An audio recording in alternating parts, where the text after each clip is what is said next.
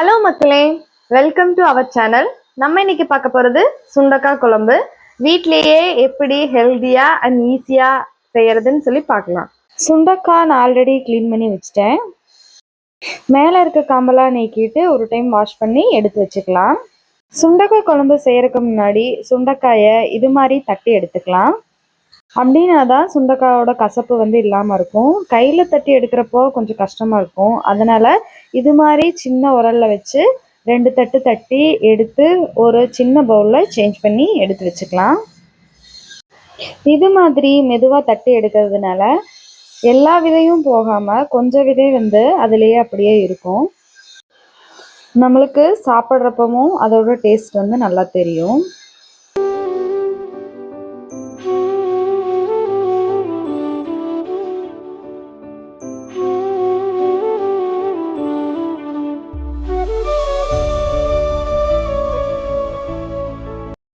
இப்போ சுண்டைக்காயை நல்லா தட்டி எடுத்து வச்சாச்சு.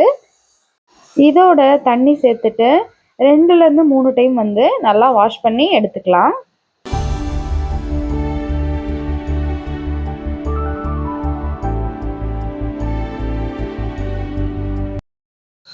நம்ம அதே பவுலில் நல்லா கைவிட்டு வாஷ் பண்ணுறப்போ விதை எல்லாமே அடியில் போயிடும். கையிலே நம்ம ஃபில்ட்ரு பண்ணி எடுத்து தனியாக இன்னொரு பவுலுக்கு சேஞ்ச் பண்ணி எடுத்து வச்சுக்கலாம். நான் ஃபஸ்ட் டைம் க்ளீன் பண்ணி எடுத்துட்டேன். செகண்ட் டைம் க்ளீன் பண்ண போகிறேன்.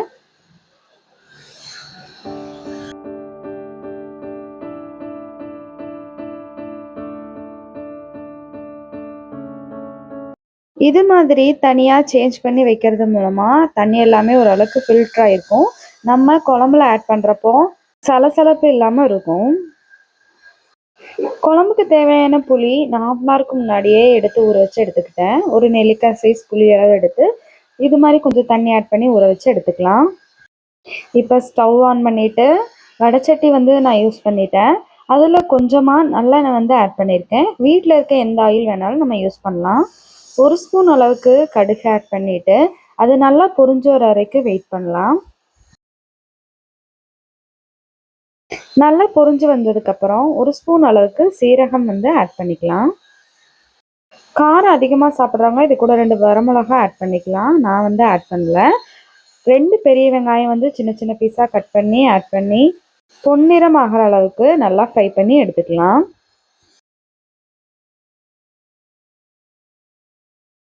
நான் 7 பல் அளவுக்கு பூண்டு எடுத்துக்கிட்டேன். அதையும் ஆட் பண்ணி நல்லா ஃப்ரை பண்ணி எடுத்துக்கலாம்.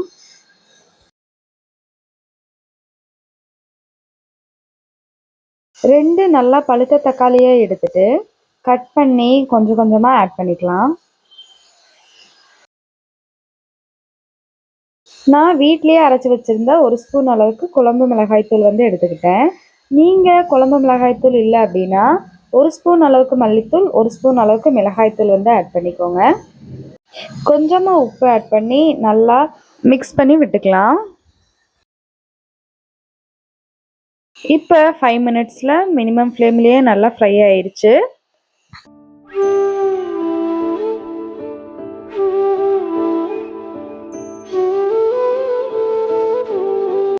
இது கூட நம்ம வாஷ் பண்ணி வச்சுருக்க சுண்டைக்காயை கொஞ்சம் கொஞ்சமாக ஆட் பண்ணிக்கலாம். இந்த ஸ்டேஜில் நம்ம ஆட் பண்ணுறப்ப தான் சுண்டைக்காய் கருப்பாகாமல் அதே க்ரீன் கலர்லேயே இருக்கும். சுண்டைக்காய் குழம்பு செய்கிறப்போ இந்த சுண்டைக்காய் இது மாதிரி பச்சை கலரில் இருந்துச்சுன்னா நம்மளுக்கு சாப்பிட்றக்கும் நல்லாயிருக்கும். மற்றவங்களுக்கு பரிமாறுறக்கும் நம்மளுக்கு அந்த கலர் நல்லா தெரியும். 5 மினிட்ஸ் மினிமம் ஃப்ளேம்லேயே தக்காளி, வெங்காயம், சுண்டைக்காய் எல்லாமே ஒன்றா மிக்ஸ் ஆகி அப்படியே ஃப்ரை ஆகிட்டே இருக்கட்டும். 5 மினிட்ஸ் மினிமம் ஃப்ளேம்லேயே நல்லா வதக்கி விடுங்க.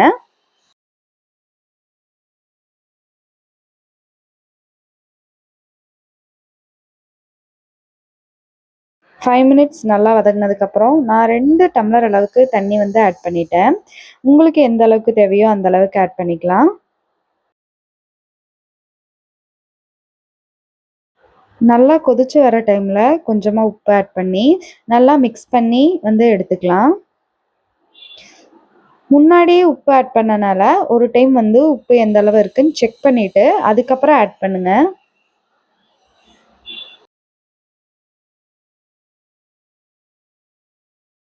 உப்பு ஆட் பண்ணி கிட்டத்தட்ட 15 நிமிஷம் வந்து நல்லா கொதிக்க விடலாம்.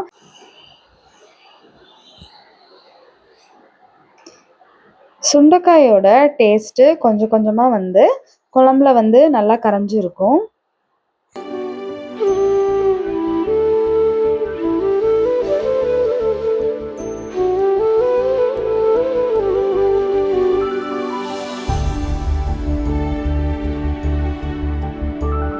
புளி ஆல்ரெடி கரைச்சி வச்சுருக்கத கொஞ்சம் கொஞ்சமாக ஆட் பண்ணி நல்லா மிக்ஸ் பண்ணி எடுத்துக்கலாம்.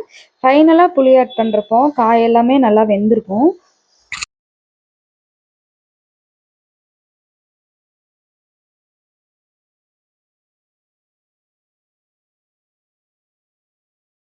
பதினஞ்சு நிமிஷத்துக்கு அப்புறம் குழம்பு வந்து இந்த அளவுக்கு நல்லா சுண்டி இருந்துச்சு. நான் வந்து எப்பொழுதுமே கெட்டியாக தான் செஞ்சு சாப்பிடுவேன். உங்களுக்கு எந்த அளவுக்கு வந்து கெட்டித்தன்மை வேணுமோ அந்த அளவுக்கு நீங்கள் வந்து தண்ணியை நல்லா சுண்ட விட்டு எடுத்துக்கலாம்.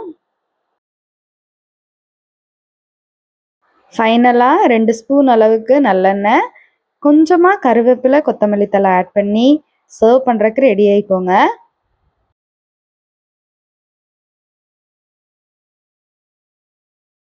கருவேப்பிலைய எண்ணெயிலே போட்டு ஃப்ரை பண்ணி எடுக்கிறத விட ஃபைனலாக இது மாதிரி ஆட் பண்ணி பாருங்கள். அந்த கருவேப்பிலையோட டேஸ்ட்டு அப்படியே நம்மளுக்கு சாப்பிட்றப்போ தெரியும். கண்டிப்பாக இது மாதிரி ட்ரை பண்ணி பாருங்கள். சுண்டக்காய் குழம்பு உங்கள் வீட்டில் இருக்கவங்களுக்கு இது மாதிரி செஞ்சு கொடுங்க. எப்படி இருந்துச்சுன்னு சொல்லி கமெண்ட் பண்ணுங்கள். மறக்காமல் எங்கள் சேனலை சப்ஸ்கிரைப் பண்ணிக்கோங்க.